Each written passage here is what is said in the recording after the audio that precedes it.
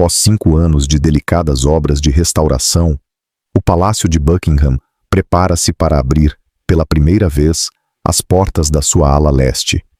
E já tivemos acesso às primeiras imagens do interior. Foi ali que o rei e os restantes membros da família real pisaram o balcão mais famoso do mundo. O Palácio de Buckingham deslumbra o público com os seus salões dourados, relíquias históricas e uma imagem impecável de perfeição real. No entanto, por trás de todo este esplendor, esconde-se uma realidade que poucos conhecem: a vida das criadas que garantiam o funcionamento diário do palácio. Elas enfrentavam regras impossíveis, salários baixos e uma vigilância constante, permanecendo sempre invisíveis aos olhos do mundo exterior. As suas demissões não eram meras saídas de emprego, representavam pequenas rebeliões silenciosas contra um sistema que valorizava mais a aparência do que as pessoas. Afinal, o que realmente as levava a abandonar o serviço? Fique conosco enquanto revelamos a verdade por detrás destes portões dourados. O nome Buckingham Palace evoca imediatamente imagens de grandeza, tradição e autoridade.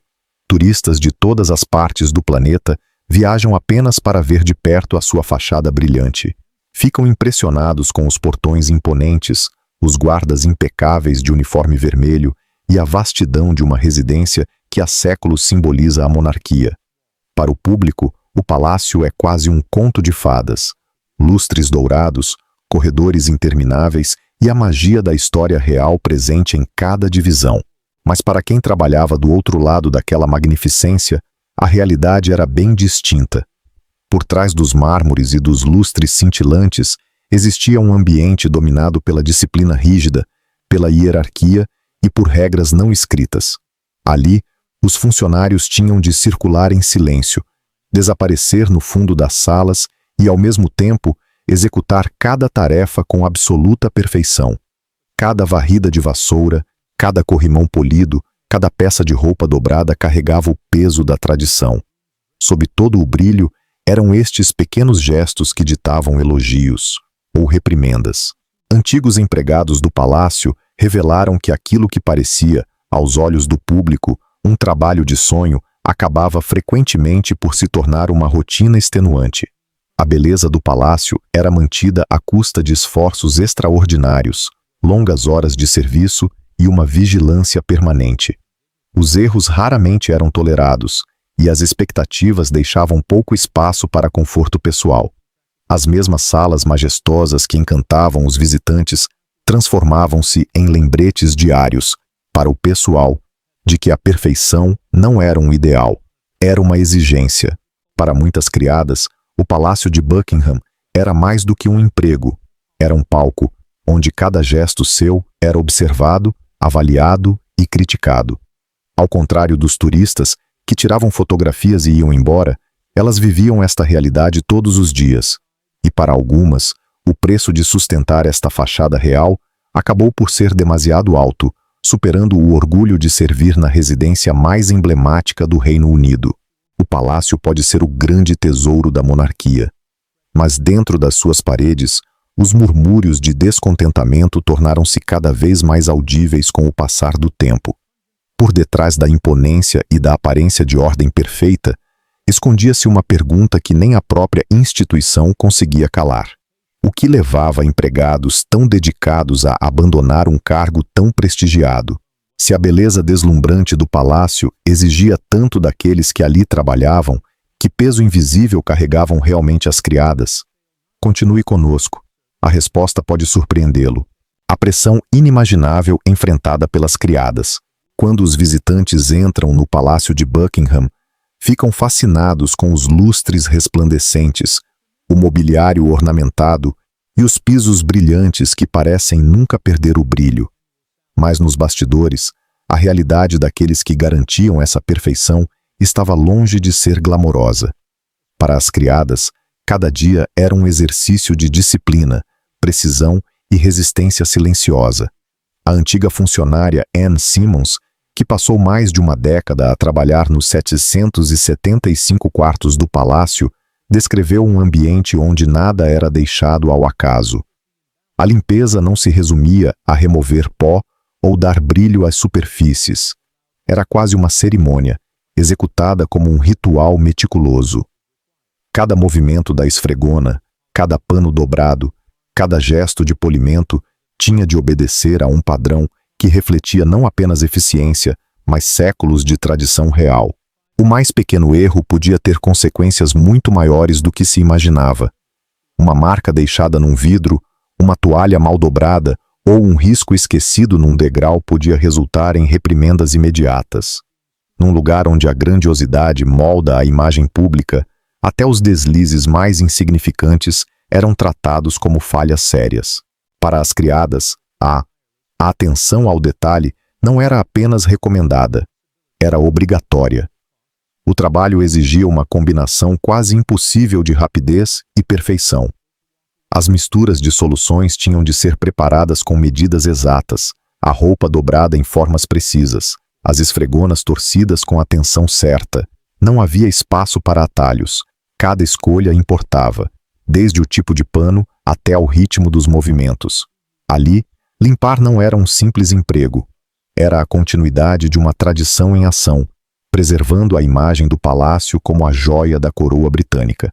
Para além do esforço físico, existia a pressão permanente de estarem sempre sob observação. Raramente trabalhavam sozinhas. Supervisores avaliavam cada detalhe. Visitantes circulavam pelos corredores e membros da família real podiam surgir sem aviso. A qualquer momento, o bom trabalho poderia ser reconhecido, mas os erros também. Viver sob vigilância constante tornava a discrição e o silêncio uma segunda natureza. Simmons contou que a disciplina acabava por se tornar um estilo de vida. Para se destacarem, os funcionários tinham de prever necessidades antes mesmo de serem mencionadas, agir depressa, mas sem demonstrar pressa, e permanecer invisíveis apesar de indispensáveis. Era um exercício contínuo de equilíbrio que deixava pouco espaço para descanso, mas garantia que o prestígio do palácio permanecesse intacto. A beleza do Palácio de Buckingham não era fruto do acaso. Era sustentada pelo trabalho de criadas que carregavam um nível de pressão que poucos poderiam compreender. Mas se até as tarefas mais simples estavam envoltas em tanta exigência, que outras regras escondidas moldavam o dia a dia destas trabalhadoras? Continue conosco. A próxima revelação pode deixar o surpreendido. Regras rigorosas de limpeza. Se o simples facto de trabalhar no Palácio de Buckingham já não fosse suficiente para gerar tensão, o conjunto de normas que determinava como cada tarefa devia ser executada acrescentava ainda mais rigor. Desde tirar o pó a um vaso antigo até esfregar um lavatório, tudo seguia protocolos rígidos que não permitiam improvisações. Para quem vê de fora, limpar uma mesa pode parecer banal, mas dentro do palácio, até isso se transformava num teste de disciplina. Anne Simmons, que serviu como criada durante mais de uma década, explicou que produtos comuns que qualquer pessoa guarda debaixo do lava-louça eram estritamente proibidos nos aposentos reais. Algo tão habitual como toalhitas descartáveis era totalmente banido. Apesar de serem vendidas como descartáveis, causavam problemas recorrentes no sistema de canalização antigo e complexo do palácio. As reparações eram caras e os riscos de entupimento simplesmente inaceitáveis. Mas havia outro motivo para essa restrição: a sustentabilidade. O rei Carlos, conhecido há muito pelas suas preocupações ambientais, apoiava firmemente a proibição. Em vez disso, os funcionários tinham de usar panos reutilizáveis, mais suaves para as delicadas superfícies do palácio, mas também em sintonia com o compromisso da monarquia com a conservação ambiental. Até as ferramentas tinham de obedecer a um critério que combinava tradição e funcionalidade. A palha de aço, por exemplo, era totalmente proibida. O risco de riscar mármore, granito ou aço inoxidável era considerado demasiado elevado. Em vez disso, as criadas utilizavam panos de microfibra e soluções naturais suaves, como sumo de limão, vinagre e água morna, misturadas com precisão para atingir a força ideal. Estas combinações artesanais permitiam obter superfícies brilhantes sem deixar resíduos nocivos. Para muitos, estas regras poderiam parecer exageradas, mas dentro do palácio eram vistas como essenciais para proteger séculos de história. Cada objeto usado, fosse uma esfregona, um pano ou um frasco de solução, era escolhido com o mesmo cuidado dedicado à preservação de quadros inestimáveis ou peças de mobiliário antigo. A limpeza ali não era mera manutenção, era conservação pura. No entanto, este rigor colocava uma enorme pressão sobre o pessoal. Cada gesto precisava de ser impecável, um pano dobrado ao contrário, uma mistura preparada demasiado forte ou um pequeno risco deixado num móvel polido podiam gerar consequências muito maiores do que se podia imaginar. Os erros não eram encarados apenas como falhas individuais, eram vistos como potenciais ameaças à reputação de perfeição do palácio. Anne dizia frequentemente que o seu trabalho era como caminhar sobre uma corda bamba. O equilíbrio era tudo. Rapidez sem perder precisão, discrição sem deixar de ser eficiente, cuidado sem sacrificar a produtividade. Um único deslize podia ser notado não apenas pelos supervisores, mas por vezes até pelos próprios membros da família real. Para as criadas, simplesmente não existia a ideia de um detalhe menor. Com o tempo, estas práticas rígidas transformaram o ato de limpar em algo muito maior. Tornou-se quase uma forma de arte, na qual lealdade, paciência e disciplina eram expressas em cada movimento, cada brilho, cada gesto silencioso. Mas esta busca incessante pela perfeição também gerava um estresse insuportável. Muitas criadas começaram a questionar se a honra de servir em Buckingham Palace justificava os sacrifícios exigidos. E se as normas de limpeza já eram tão inflexíveis, como seria, afinal, viver sob estas regras todos os dias? A vida dentro do Palácio de Buckingham. Para o público, o Palácio de Buckingham parece muitas vezes o local de trabalho ideal.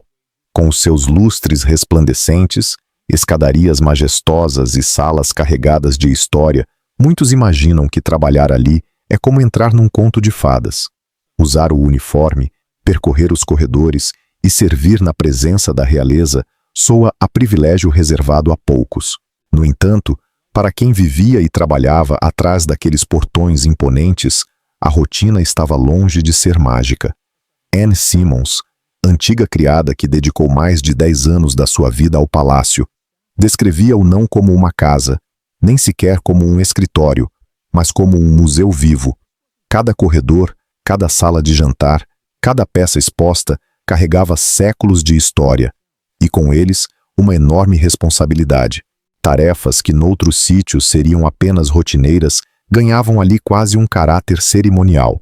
Tirar o pó de uma mesa não era simplesmente fazê-la brilhar. Era proteger superfícies frágeis com centenas de anos. Um pano inadequado ou um gesto demasiado firme ao polir poderia causar danos irreversíveis. Num ambiente assim, até o erro mais pequeno podia ecoar pelo palácio inteiro, levantando dúvidas não apenas sobre o funcionário responsável, mas também sobre a reputação da residência real como símbolo de perfeição. Viver no Palácio de Buckingham significava manter uma consciência constante. Os funcionários sabiam que não estavam apenas a servir a família real, mas também a proteger a imagem da monarquia. Cada corredor tinha de brilhar, cada espelho devia refletir sem uma única mancha, e cada arranjo de flores precisava de estar meticulosamente alinhado. As criadas moviam-se silenciosamente, muitas vezes sem serem vistas. Contudo, o impacto do seu trabalho estava exposto em todos os cantos. A imponência do palácio, admirada por milhões de turistas e dignitários, dependia totalmente da sua vigilância. A disciplina fazia parte da rotina. A improvisação era quase inexistente e atalhos simplesmente não existiam.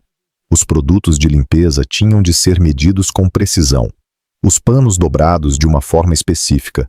Os movimentos repetidos até se tornarem automáticos. Simmons recordava que até o uso de soluções naturais, limão, vinagre e água morna, não se baseava apenas na eficácia, mas também na tradição.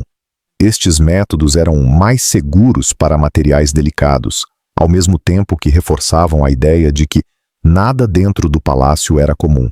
Trabalhar num ambiente assim gerava uma mistura curiosa de orgulho e pressão. Por um lado, Os funcionários estavam imersos num universo que a maioria das pessoas só imagina.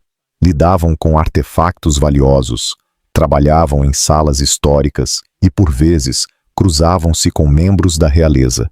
Para muitos, o sentimento de privilégio era real, mas o reverso desse privilégio era um controle sufocante. Cada passo tinha regras. Cada ação estava sujeita à avaliação, mesmo quando ninguém parecia estar a observar. O pessoal sabia que um erro podia ser notado a qualquer momento, por supervisores, convidados ou até por um membro da família real que passasse pelo local. O resultado era uma cultura de vigilância permanente. Um corredor varrido depressa demais, uma cadeira polida de forma desigual, ou um único objeto fora do sítio podia comprometer horas de trabalho. Para quem olha de fora, estes detalhes poderiam parecer insignificantes. Dentro do palácio, eram tratados como falhas graves.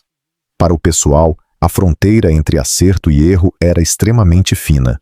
Esta dualidade, honra combinada com expectativas implacáveis, definia o cotidiano no Palácio de Buckingham.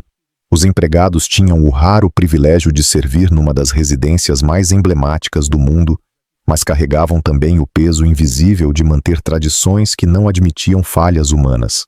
Por trás do esplendor que encantava os visitantes, existia um sistema rígido, onde precisão, hierarquia e respeito absoluto pelo protocolo comandavam cada segundo do dia. Para Anne Simmons e os seus colegas, esta era a realidade escondida da vida no palácio, um equilíbrio constante entre orgulho e pressão, onde a beleza e a elegância visíveis eram sustentadas por uma rede invisível de regras que exigiam nada menos do que perfeição. A cozinha da rainha.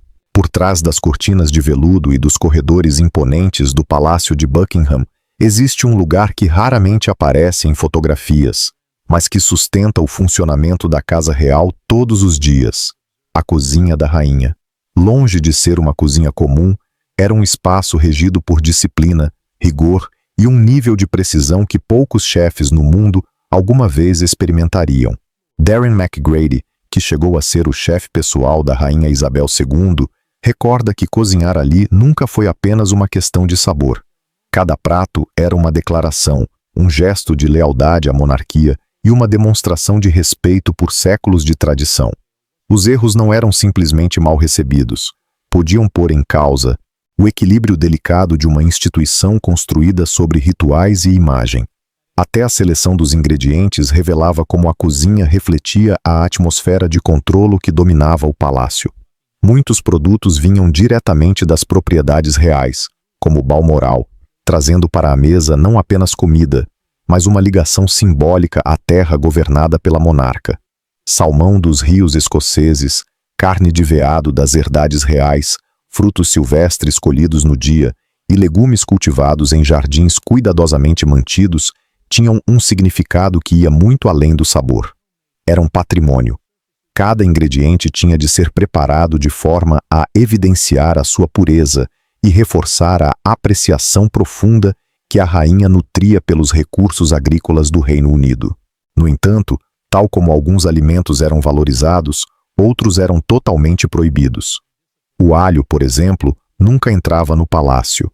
Embora seja ingrediente básico em cozinhas do mundo inteiro, em Buckingham Palace, o seu aroma intenso era considerado inadequado para refeições reais.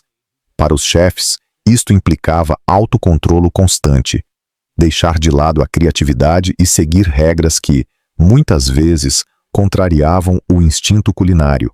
Experiências de sabor, especiarias marcantes ou toques pessoais ficavam subordinados à tradição e ao protocolo. A apresentação também era inegociável. Cada prato tinha de ser montado com precisão quase matemática. Um enfeite ligeiramente deslocado, um molho espalhado de forma desigual ou um elemento cozinhado além do ponto podiam ser vistos não apenas como descuido, mas como falta de respeito. Naquela cozinha, o sabor era apenas parte da exigência. O aspecto tinha de ser impecável, o simbolismo evidente e os padrões reais rigorosamente cumpridos. Para McGrady e os restantes membros da equipa, este ambiente exigia vigilância permanente. Cada gesto, desde cortar legumes até empratar sobremesas, era realizado sob olhares atentos. Um erro não corria apenas o risco de desagradar a um comensal. Tinha implicações na reputação do próprio palácio. Falhar significava decepcionar não apenas a rainha, mas a monarquia. Trabalhar ali era simultaneamente um privilégio e um peso enorme. Poucos chefes no mundo podiam afirmar que cozinharam para a realeza. Contudo, o controlo sufocante significava que a ambição pessoal era sistematicamente reprimida. Serviço, tradição e execução impecável vinham sempre em primeiro lugar, deixando pouco espaço para a individualidade. De certa forma, a cozinha da rainha representava em miniatura o que era o próprio Palácio de Buckingham. Por fora, deslumbrante. Por dentro, implacável. A pressão era contínua, as regras inflexíveis e as expectativas absolutas. Para alguns, o prestígio compensava o sacrifício. Para outros, era motivo suficiente para partir. Mas se a cozinha já era tão rigorosa, seria a recompensa realmente proporcional ao esforço? Continue atento. A verdade sobre os salários talvez seja a revelação mais chocante de todas. O salário chocante escondido no Palácio de Buckingham. A grandiosidade do Palácio de Buckingham transmite uma sensação de riqueza ilimitada, escadarias de mármore, tetos dourados, obras de arte inestimáveis. Para quem o observa de fora, trabalhar ali deveria significar prestígio e privilégio. Mas para muitas criadas e empregadas domésticas, a realidade era bem mais dura. O salário estava longe de refletir a opulência do ambiente. A verdade tornou-se impossível de ignorar quando um anúncio de emprego para uma governanta residente se tornou notícia. O salário anual oferecido era de R$9.900. À primeira vista, poderia parecer aceitável, especialmente com refeições e alojamento incluídos. Mas os detalhes revelavam algo preocupante. Calculado por hora, o valor correspondia a apenas R$7,97, abaixo do salário mínimo legal para trabalhadores com mais de 22 anos. As regras de dedução permitiam ao palácio contabilizar o alojamento como parte da remuneração, uma brecha legal que mantinha o salário baixo enquanto preservava a aparência de cumprimento das normas. O anúncio gerou indignação imediata. Críticos classificaram o valor como insultuoso, sobretudo tendo em conta a imensa riqueza da monarquia. Sindicatos denunciaram a oferta como uma demonstração flagrante de desvalorização. Lealdade à coroa apresentada como privilégio, enquanto o reconhecimento financeiro real ficava para trás. O palácio justificou-se afirmando que o anúncio estava incorreto e que o pacote completo, incluindo contribuições para a pensão, era competitivo para funções com alojamento incluído em Londres. Mas essa justificação convenceu poucos. Afinal, de que serve ter alojamento gratuito se o salário continua insuficiente para o nível de disciplina, sigilo e competência exigidos? A comparação com outras casas reais pelo mundo tornava o contraste ainda mais evidente. Na Dinamarca, os funcionários do Palácio de Amalienborg recebem salários próximos da média nacional, sem grandes deduções por alojamento. Nos Países Baixos, o pessoal doméstico trabalha com contratos alinhados com os padrões sindicais, garantindo segurança financeira e proteção laboral. Mesmo no Mônaco, onde o custo de vida é elevado, os trabalhadores ao serviço da família principesca são remunerados de forma considerada mais justa pelo esforço exigido. Face a este cenário, Buckingham Palace, talvez a residência real mais famosa do planeta, parecia ficar para trás. Para quem trabalhava lá dentro, a frustração não se limitava ao dinheiro, era o desequilíbrio entre expectativas e compensação. As criadas eram obrigadas a seguir regras rígidas, permanecer permanentemente disponíveis e assumir a responsabilidade de preservar patrimônio insubstituível. Renunciavam à liberdade pessoal, viviam sob vigilância e cumpriam tradições onde não havia espaço para erros. No entanto, o retorno financeiro mal refletia os sacrifícios exigidos. Alguns persistiam, motivados pela honra de servir à monarquia. Outros abandonavam discretamente, concluindo que o prestígio não pagava contas nem atenuava o cansaço. No fim, os salões brilhantes do palácio escondiam uma contradição desconcertante. Um local de trabalho que exigia lealdade quase sagrada enquanto oferecia um salário que muitas vezes parecia tudo menos digno. E se o pagamento já era tão reduzido, que outros sacrifícios eram impostos? Continue atento. Em Buckingham Palace, a lealdade custava muito mais do que dinheiro. Os sacrifícios invisíveis. Para Anne e os colegas que trabalhavam no Palácio de Buckingham, o custo do emprego não se media apenas em libras. Media-se em tempo, privacidade e perda de autonomia pessoal. Ser criada significava mais do que longas horas de trabalho. Era viver num mundo onde a vida e o trabalho se fundiam, deixando pouco espaço para a individualidade. Viver no próprio palácio parecia um privilégio aos olhos do público, mas para o pessoal era muitas vezes uma prisão dourada. O alojamento incluído vinha com condições implícitas. Nunca se estava realmente fora de serviço. Uma batida à porta durante a noite podia convocar uma criada para uma tarefa inesperada. Uma mudança súbita nos planos da família real podia desorganizar completamente o horário pessoal. Os dias confundiam-se com as noites e o ritmo de vida era ditado não pela vontade própria, mas pelas necessidades da casa real. A privacidade era outro sacrifício doloroso. As criadas viviam em zonas destinadas ao pessoal, onde a discrição era obrigatória e conversas privadas podiam ser facilmente escutadas. Cada gesto, mesmo fora do horário de trabalho, podia ser observado e comentado por colegas ou supervisores. Havia pouquíssimo espaço para expressar personalidade. O uniforme, o comportamento, até o tom de voz, eram moldados pelas exigências do palácio. Para muitos, isto deixava de ser simplesmente um emprego. Era uma forma de servidão disfarçada pelo esplendor da tradição. O descanso era escasso. O volume de trabalho, limpar salas intermináveis, preparar eventos de Estado, responder a mudanças constantes na agenda real, deixava pouco tempo para recuperar energias. Esperava-se que o pessoal mantivesse sempre uma postura impecável, independentemente da exaustão. Erros cometidos por cansaço não eram perdoados, eram registados. A pressão para aparentar resistência infinita era tão rígida quanto os protocolos de limpeza, as próprias regras. E depois havia a vida familiar. Para o pessoal que vivia dentro do palácio, o tempo com a família era limitado. Os dias de folga eram valiosos, mas raros, e muitas vezes ensombrados pela possibilidade constante de serem chamados de volta para tarefas urgentes. Aniversários, datas importantes e momentos pessoais eram por vezes sacrificados no altar do dever real. Estes custos invisíveis raramente chegavam aos jornais, mas moldavam profundamente a experiência de quem servia por detrás dos portões dourados do palácio. O mundo via glamour, o staff vivia uma realidade mais próxima da reclusão, onde o dever se sobrepunha à liberdade, e a lealdade tinha um preço pessoal elevado. Mas seriam estes sacrifícios tolerados de bom grado? Ou acumulavam-se em silêncio até empurrarem muitos para a porta de saída? Sussurros de descontentamento. Nos bastidores dos seus salões dourados, Buckingham Palace escondia uma verdade que poucos imaginariam.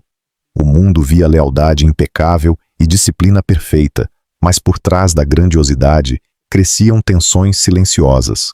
O silêncio do pessoal não significava satisfação, significava sobrevivência. As queixas circulavam discretamente pelos corredores reservados ao staff, partilhadas entre colegas exaustos ou reveladas no crescente número de demissões silenciosas, difíceis de ignorar. Antigos funcionários começaram a relatar as suas vivências, expondo os fardos ocultos. Uns falavam do desgaste provocado por turnos intermináveis, outros, da vigilância constante que lhes apagava a identidade. Para muitos, o palácio não era apenas exigente, era absorvente. Não era só um trabalho, confessou uma ex-criada. Era abrir mão de quem eras. Esse sentimento ecoava em conversas murmuradas, onde se revelava uma verdade desconcertante. Servir não implicava apenas esforço físico, mas entregar, dia após dia, pedaços de liberdade pessoal. Os rumores de insatisfação alastravam. Histórias emergiam sobre supervisores que puniam deslizes mínimos, ou colegas que desabavam sob o peso de uma pressão permanente. O palácio exigia que o staff fosse invisível. Paradoxalmente, As próprias exigências tornavam essa invisibilidade impossível. O estresse marcava a postura, o olhar, a vida de cada trabalhador. Para alguns, sair tornou-se o único gesto possível de autopreservação.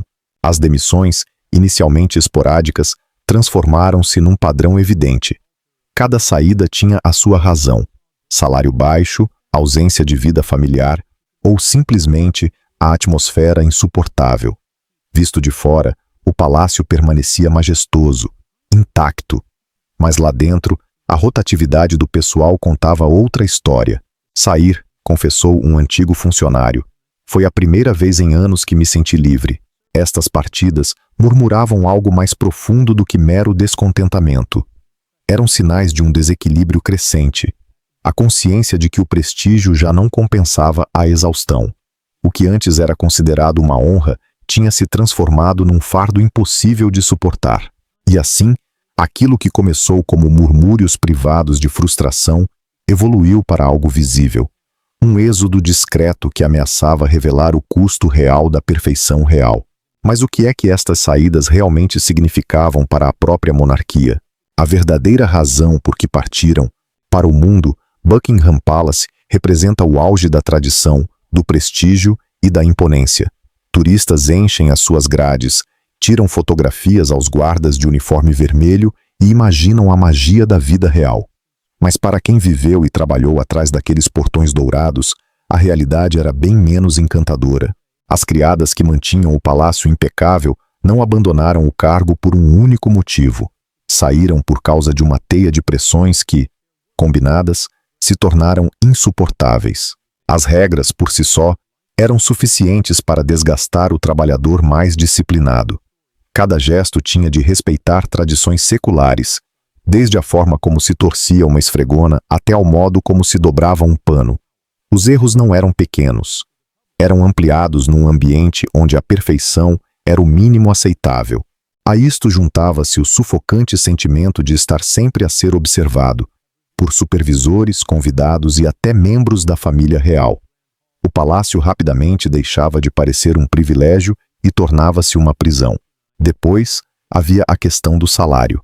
Apesar do prestígio de trabalhar na residência mais conhecida do mundo, as remunerações permaneciam chocantemente baixas. Funcionários que sacrificavam liberdade pessoal, viviam sob vigilância constante e carregavam responsabilidades enormes, ganhavam frequentemente menos do que colegas de outras casas reais europeias. Para muitos, isso deixava de parecer um privilégio. Era exploração revestida de luxo. Viver dentro do palácio significava estar permanentemente de serviço. A privacidade era escassa, o tempo em família limitado e a individualidade ia se dissolvendo lentamente sob o peso de regras incontáveis e expectativas constantes. Para alguns, o palácio transformou-se num lugar onde a identidade se desvanecia, substituída por uma uniformidade sufocante, onde deixavam de se sentir pessoas e passavam a ser peças de uma engrenagem destinada a manter intacta a imagem da monarquia. O que unia todos estes fatores era a falta de reconhecimento. O mundo admirava os lustres cintilantes, os tapetes impecáveis, as salas de estado imaculadas, mas raramente pensava nas mãos invisíveis que tornavam tudo isso possível. As criadas eram as guardiãs da perfeição real, embora o seu trabalho fosse dado como adquirido, quase sempre esquecido. Com o tempo, o brilho que inicialmente as atraíra perdeu o encanto, substituído por cansaço, frustração e pela amarga consciência de que a lealdade exigida tinha um preço demasiado alto.